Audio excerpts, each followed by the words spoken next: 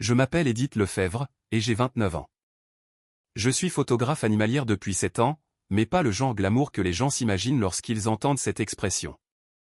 Je ne passe pas ma vie à traquer les lions à travers des plaines dorées ou à me tenir à côté des éléphants au coucher du soleil pour faire la couverture de magazines sur papier glacé. Mon travail a toujours été plus discret que cela. Plus étrange. Plus patient. Je photographie la faune urbaine.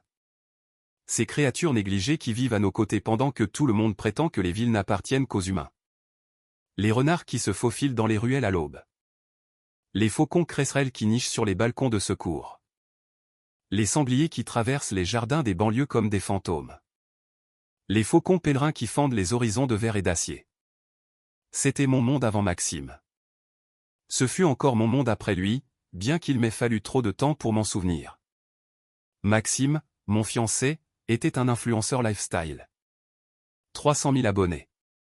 Des partenariats avec des marques de cosmétiques, des lignes de vêtements de sport, des retraites bien-être, des marques de café, des entreprises de bagagerie. Tout ce qui pouvait être transformé en une routine matinale sophistiquée, sous une lumière dorée, accompagnée d'une légende sur la vie en pleine conscience. Il était doué pour ça. Je lui accorde bien cela. Il maîtrisait les angles, le timing, le ton. Il pouvait donner à un hall d'hôtel des airs de philosophie de vie. Nous nous sommes rencontrés il y a 4 ans lors d'une soirée sur un toit-terrasse chez un ami commun. Maxime a remarqué mon appareil photo en premier. Il m'a demandé si j'étais l'une de ces mystérieux artistes qui refusaient d'expliquer leur travail. Je lui ai répondu que je le faisais seulement quand le travail était mauvais. Il a ri, et j'ai aimé l'assurance qui s'en dégageait. Je pensais que son monde et le mien pourraient se compléter. Il était le vernis. J'étais la patience.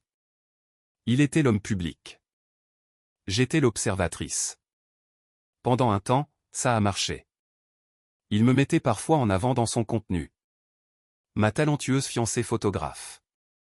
Et au début, cela ne me dérangeait pas. Son public semblait sincèrement s'intéresser à mon travail. À chaque fois qu'il publiait quelque chose sur moi, je gagnais des abonnés.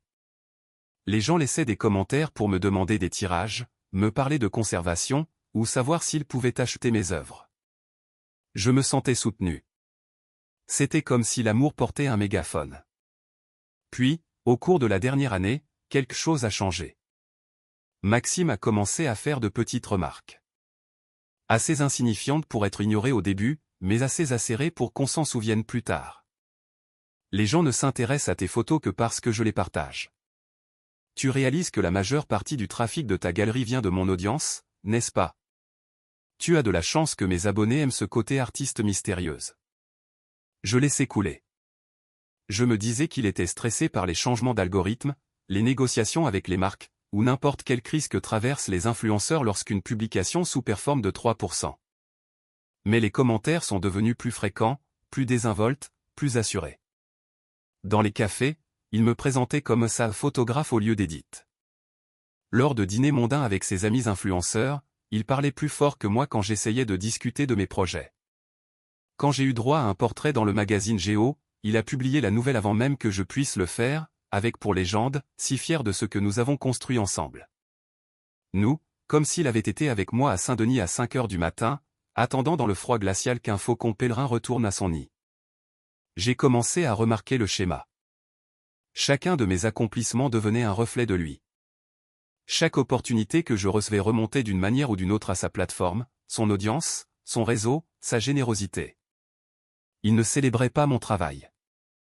Il l'absorbait. Puis est arrivé le dîner d'anniversaire de Bérénice. Bérénice était l'une des amies les plus proches de Maxime, une avocate d'affaires spécialisée en droit de l'environnement.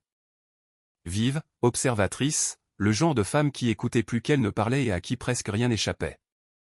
Son anniversaire se déroulait dans un restaurant très chic du centre de Paris, le genre d'endroit sans prix sur le menu où les serveurs décrivent les légumes comme de rares artefacts. Maxime parlait d'une campagne à venir avec une marque de bien-être de luxe, expliquant comment il l'avait choisie pour sa voix authentique. Tout le monde hochait la tête comme s'il venait de dire quelque chose de profond. J'ai mentionné, doucement, que je venais de vendre une série de tirages à une ONG de protection de la nature pour leur rapport annuel. 15 images documentant le retour des loutres d'Europe dans les cours d'eau urbains. C'était un énorme contrat pour moi. Le genre de travail qui signifiait vraiment quelque chose au-delà des statistiques d'engagement. Maxime a à peine levé les yeux de son téléphone. C'est mignon. Les sourcils de Bérénice se sont levés. Mignon? Edith, c'est incroyable. J'ai lu un article sur ce projet dans la rubrique Écologie du Monde. Je l'ai regardé, surprise. Tu suis ce genre de choses? Je suis ton travail, dit-elle simplement. Depuis des années. Quelque chose a vacillé sur le visage de Maxime. Cela a vite disparu, remplacé par un petit sourire qui n'atteignait pas ses yeux. Plus tard ce soir-là, en marchant vers la voiture, Maxime s'est tourné vers moi avec un demi-sourire, et pas le plus bienveillant. Tu sais ce qui est drôle, a-t-il dit. Quoi? Tu agis comme si tu avais bâti cette grande carrière toute seule, mais soyons réalistes, Edith. Tu n'as pas d'identité propre. Les gens ne te connaissent que grâce à moi. Je me suis arrêté de marcher. Un taxi est passé, ses phares balayant le trottoir avant de disparaître. Qu'est-ce que tu viens de dire? Je ne suis pas méchant. Je suis honnête. Il a haussé les épaules, vérifiant déjà ses notifications. Avant moi, tu avais combien d'abonnés? 8 cents? Maintenant tu en as 30 000. Tu reçois des invitations de galeries parce que les curateurs me suivent. Tu penses que c'est une coïncidence? Tu y crois vraiment? Ce sont juste des faits. Écoute, je ne dis pas que tu n'as pas de talent. Tu en as. Mais le talent ne mène qu'à un certain point. La visibilité compte. Avoir une plateforme, ça compte. Et c'est moi qui t'ai donné ça. Je l'ai regardé pendant un long moment. Il faisait maintenant défiler les commentaires de sa dernière publication, à peine présent pour la conversation où il venait d'effacer 7 ans de ma vie. Très bien, ai-je dit doucement, c'est noté. Il a ri sous cape. Ne sois pas si susceptible. Je dis juste que tu devrais apprécier ce que nous avons construit. J'ai conduit jusqu'à la maison en silence pendant qu'il fredonnait sur une playlist, totalement inconscient que quelque chose venait de s'éteindre avant même que nous n'atteignions l'appartement. Le lendemain matin, j'ai pris une décision. Je n'allais pas me disputer. Je n'allais pas prouver mon CV à l'homme qui aurait déjà dû le connaître. J'allais simplement arrêter de me tenir dans son cadre. Maxime avait un événement de marque ce jeudi-là, le lancement d'un hôtel-boutique avec une lumière tamisée, des cocktails sur le toit terrasse, et exactement le genre de personne qui s'exprimait en hashtag sans s'en rendre compte. D'habitude, je l'accompagnais. D'habitude, j'apportais mon appareil photo, je prenais des clichés sur le vif, je le capturais en train de rire un verre à la main, pour que sa vie ait l'air aussi facile qu'il voulait le faire croire aux autres. Cet après-midi-là, il se tenait dans l'encadrement de la porte de mon bureau, portant un blazer en lin et des baskets de créateur. « Tu es prête ?» a-t-il demandé. « Je n'y vais pas. » Il a scié. « Comment ça, tu n'y vas pas? » J'ai des retouches à faire. J'ai dit à la marque que tu serais là. Alors tu devras leur dire que j'ai eu un empêchement. Son expression est passée de la confusion à l'irritation. C'est à cause de ce que j'ai dit l'autre soir, n'est-ce pas? Non, ai-je répondu, les yeux fixés sur mon écran, c'est parce que j'ai du travail. C'est puéril. Pense ce que tu veux. Il est parti seul et m'a envoyé 3 SMS pendant l'événement. Je n'ai pas répondu. Ce samedi-là, il avait un brunch avec sa bande habituelle. 6 autres influenceurs qui s'habillaient comme si chaque trottoir était une séance photo potentielle pour une campagne. Il s'attendait à ce que je vienne, peut-être pour prendre quelques photos de groupe, peut-être pour m'asseoir tranquillement à côté de lui pendant qu'il jouait de son charme pour des gens qui mesuraient l'amitié en nombre d'abonnés. Je ne peux pas venir, ai-je dit, j'ai un shooting à Saint-Denis. Depuis quand? Depuis hier. Un groupe de conservation m'a contacté au sujet des faucons urbains. Ce n'était pas un mensonge. J'aurais pu reprogrammer. J'ai choisi de ne pas le faire. Au cours de la semaine suivante, je me suis retiré de son monde, morceau par morceau. Les dîners de marque sont devenus des appels de clients. Les vernissages des galeries de ses amis sont devenus mon propre travail sur le terrain. Sa publication pour notre anniversaire mettant en scène sa partenaire incroyable s'est transformée en négociation quand je lui ai demandé de ne pas utiliser mes photos. Pourquoi pas, a-t-il exigé. Parce que je ne veux pas être mise en avant en ce moment. Ça n'a aucun sens, Edith. Ça prend tout son sens pour moi. Dès la deuxième semaine, Maxime était sincèrement en colère. Nous nous parlions à peine, si ce n'est par de brefs échanges à travers l'appartement. Un soir, alors que je classais des tirages, il est apparu dans l'encadrement de la porte. « Tu me punis » a-t-il dit.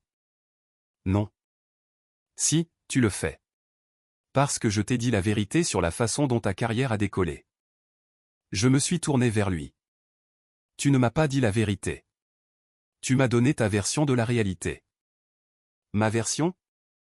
Il a ri. « Les chiffres ne mentent pas. Les chiffres racontent une partie de l'histoire, pas toute l'histoire. Tu es insupportable. » « Non, ai-je répondu, je me retire de l'équation. Tu voulais que j'apprécie ce que j'ai. Très bien. Je suis en train de découvrir ce qui est réellement à moi. » Il avait l'air de vouloir se disputer, mais pour une fois, je ne lui ai offert aucune douceur sur laquelle s'appuyer. Il a tourné les talons et fermé la porte de la chambre assez fort pour en faire trembler l'encadrement. Vers le 10e jour, j'ai reçu un email de Sophie Lambert, une curatrice avec qui j'avais travaillé 2 ans plus tôt. Elle dirigeait une galerie très respectée à Montreuil. « Edith, je prépare une exposition sur la faune urbaine et la cohabitation, qui ouvrira dans 3 semaines. Ta nouvelle série serait parfaite. Ça t'intéresse ?» J'ai répondu dans l'heure, oui. Quand j'en ai parlé à Maxime ce soir-là autour d'un repas à emporter, il s'est carrément ravivé. « C'est génial » a-t-il dit. « Je peux faire toute une série de stories en amont de l'ouverture. Les coulisses, ton processus, peut-être quelques réels. Ce sera une exposition énorme. » J'ai posé mes baguettes. « En fait, je préférerais que tu n'en fasses pas la promotion. » Il s'est figé. « Quoi ? Je veux que celle-ci existe par elle-même. » Edith, c'est de la folie. Peut-être. Tu aurais tellement plus de visibilité. Je n'ai pas besoin de ta visibilité. Son visage s'est durci. Tu refuses littéralement de la promotion gratuite parce que ton ego ne supporte pas le fait que je t'aide. Je refuse parce que je veux voir ce qui se passe quand les gens viennent parce qu'ils s'intéressent vraiment à mon travail. Il a jeté sa serviette sur la table basse. Très bien. Fais à ta façon. On verra combien de personnes viennent sans moi. Je suppose qu'on verra. 2 jours avant le vernissage, Maxime est allé déjeuner avec Bérénice. Ils étaient amis depuis la fac, et j'ai su dès l'instant où il est rentré à la maison qu'il s'était passé quelque chose. Il avait les yeux rouges. La bouche pincée. Il est passé devant moi sans un mot et s'est enfermé dans la chambre. Je lui ai laissé de l'espace. J'ai préparé le dîner. J'ai mangé seul. J'ai nettoyé. Vers 21h, la porte de la chambre s'est ouverte. Maxime est sorti en jogging, l'air plus vulnérable que je ne l'avais jamais vu. « Il faut qu'on parle » a-t-il dit. J'ai éteint la télévision. D'accord. Il s'est assis à la table de la cuisine et a croisé les mains. Bérénice m'a dit quelque chose aujourd'hui. J'ai attendu. Elle m'a dit qu'elle suivait ton travail depuis avant qu'on se rencontre. Elle a dit que c'était elle qui m'avait dit de te parler à cette soirée sur le toit parce qu'elle t'avait reconnu d'une exposition dans une galerie du Marais. Je n'ai rien dit. Elle a dit que les gens de notre cercle savaient qui tu étais avant même que je ne publie quoi que ce soit sur toi. Elle a dit que le documentaire que tu as fait, celui sur les sangliers dans le Val-de-Marne, avait gagné un prix. Le grand prix du festival de Ménigoutte, ai-je précisé. Oui. Son visage s'est contracté. Je ne le savais pas.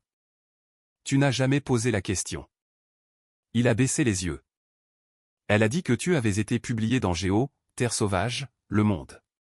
Elle a dit que le Muséum national d'histoire naturelle possédait 2 de tes tirages. Pourquoi ne me l'as-tu pas dit? Je l'ai fait. Tu as répondu, c'est cool, puis tu m'as montré une vidéo d'un chien avec des lunettes de soleil.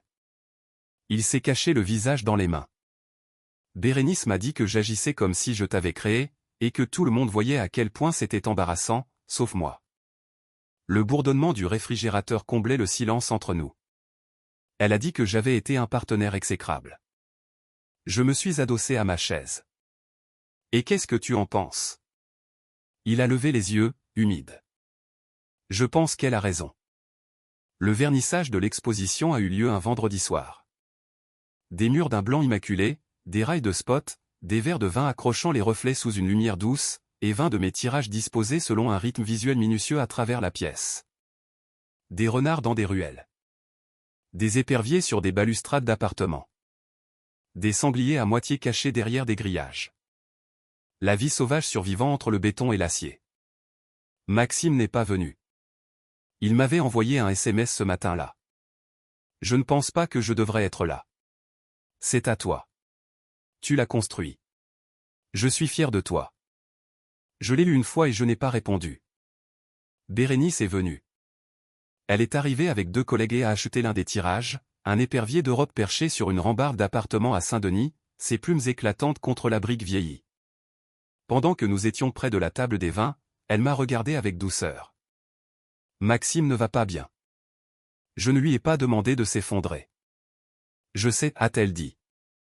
Je ne dis pas que c'est de ta responsabilité. Autour de nous, la galerie continuait de se remplir. 80, peut-être 90 personnes sont passées ce soir-là. Des travailleurs de la conservation, des photographes, des journalistes, des curateurs, du personnel de musée, des gens que j'avais rencontrés sur le terrain et des gens que j'avais admirés de loin. Pas une seule personne n'a demandé où était Maxime.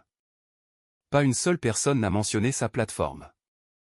Ils m'ont posé des questions sur mon processus, sur l'éthique de la photographie animalière en ville, sur mes projets futurs, sur la façon dont les animaux s'adaptent lorsque les humains prétendent avoir conquis chaque centimètre de terre. Ils m'ont posé des questions sur moi. Pour la première fois depuis plus d'1 an, je me suis senti moi-même, sans avoir à défendre les contours de ma propre ombre. 2 semaines plus tard, j'ai déménagé. J'ai trouvé un studio à Pantin avec une lumière orientée au nord, assez d'espace pour mon équipement et une petite chambre noire à l'arrière. De haut plafond, des briques apparentes, une fenêtre assez large pour regarder les pigeons se disputer sur l'escalier de secours métallique chaque matin. C'était le genre d'endroit que je voulais avant de laisser la vie de Maxime dicter l'envergure de la mienne. Il ne s'y est pas opposé. Il m'a même aidé à faire mes cartons. Il a plié mes vêtements avec soin, emballé mes objectifs dans du papier bulle, étiqueté les boîtes d'une écriture soignée. Je suis vraiment désolé, m'a-t-il dit pendant que je chargeais le dernier carton dans ma voiture. Je sais que ça ne répare rien. Je sais que tu le hais. Est-ce qu'il y a une chance qu'on réessaie? Un jour? J'ai fermé le coffre et je l'ai regardé. Il avait l'air sincère. C'était ça, la partie douloureuse. Il m'avait enfin vu, mais seulement après que quelqu'un d'autre ait allumé la lumière. Je ne crois pas, Maxime. Il a hoché la tête, se mordant la lèvre. D'accord. Je comprends. Ce soir-là, dans mon studio vide, j'ai mis en ligne une photo sur Instagram. Un renard dans une ruelle, le regard vif, son pelage roux flamboyant contre le béton gris. La légende était simple, toujours là, toujours au travail. Pas d'identification, pas de mention, pas d'explication dramatique. Au matin, elle cumulait des milliers de likes, des commentaires de curateurs que je respectais, de groupes de conservation proposant des collaborations, et un message d'une société de production intéressée par le développement d'une série documentaire. Pas un seul ne mentionnait Maxime. À 10 heures, mon téléphone a sonné, affichant un numéro inconnu. Édith Lefebvre? C'est Mathilde Vasseur du Centre Pompidou. Nous nous sommes brièvement croisés à votre vernissage. Je me suis redressé. Oui, bien sûr. J'ai beaucoup pensé à votre travail. Nous préparons une exposition sur la photographie de nature contemporaine. Auriez-vous le temps de me rencontrer la semaine prochaine? Pas en tant que contributrice, mais en tant qu'artiste invité. J'ai regardé autour de mon studio vide, la lumière du soleil se déversant sur les cartons non déballés et les étuis d'appareils photo. Pendant une seconde, j'ai repensé à Maxime me disant que je n'avais pas d'identité propre. Puis j'ai regardé la photo du renard ouverte sur mon ordinateur portable, l'animal fixant l'objectif droit à travers le cadre, comme s'il avait toujours su ce que j'étais encore en train d'apprendre. Oui, ai-je répondu. J'aurai le temps pour ça. Après avoir raccroché, je me suis tenu près de la fenêtre et j'ai regardé au-delà des toits vers Paris. Des bâtiments, des fils électriques, des arbres, des oiseaux, la vie en mouvement partout si l'on savait comment la regarder. Mon téléphone a vibré, un SMS de Bérénice. J'ai vu ta publication. Le renard est parfait. Fier de toi. J'ai souri et j'ai répondu. Merci de lui avoir dit la vérité. Sa réponse est arrivée rapidement. Il le fallait. Il vivait dans un fantasme. J'ai jeté un coup d'œil autour de mon nouveau studio. Moi aussi pendant un temps, ai-je écrit. Puis j'ai posé le téléphone, j'ai pris mon appareil photo, et je me suis remise au travail.